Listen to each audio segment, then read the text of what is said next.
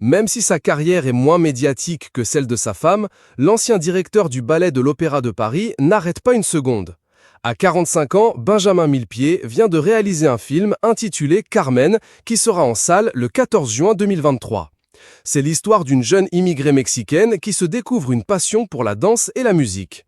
Et Nathalie Portman ne chôme pas non plus. À 41 ans, elle était cette année au Festival de Cannes pour défendre le film May December. Le couple était installé depuis 7 ans à Los Angeles, mais les amoureux ont décidé de quitter la Californie pour la vie parisienne. Pour quelle raison ce brusque changement radical de vie? Une publication partagée par Nathalie Portman, @Nathalie Portman, Benjamin Millepied aurait-il eu le mal du pays? Le chorégraphe a justifié ce retour surprise en France en mettant en avant sa vie de famille et, notamment, la manière dont son fils était impacté par le rythme de Los Angeles, ville tentaculaire. Par sa géographie, Los Angeles est seuls les gens. Quand les enfants grandissent, ils ne peuvent pas avoir leur indépendance car ils sont très tributaires de la voiture, il y a un métro très peu emprunté et qui ne va pas partout, NDR. Pour mon fils de 11 ans, Aleph, ça commençait à être dur. Tout ça me donnait le cafard et avec ma femme, on s'est dit « let's go home ». Ce retour est un vrai projet familial, confie le danseur à Paris Match.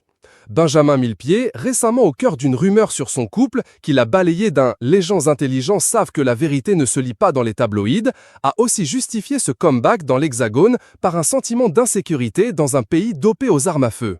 Il y a d'abord une fusillade sur le parking de ma compagnie qui a duré des heures. Cela a été très violent.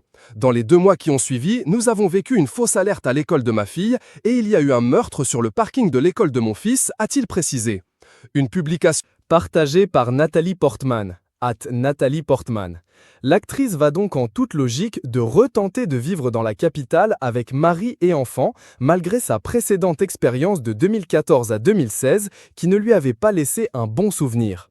Les Français sont dans le jugement, surtout à Paris. Ils jugent votre façon d'être, mais aussi votre façon de vous habiller. Vous ne pouvez pas porter de vêtements de sport dans la rue, des sandales, des shorts ou des couleurs vives, avait dit en interview avec The Guardian. Et la star des films Léon ou Star Wars de se plaindre du supposé manque de chaleur des Français, elle qui était habituée au sourire de façade des Américains.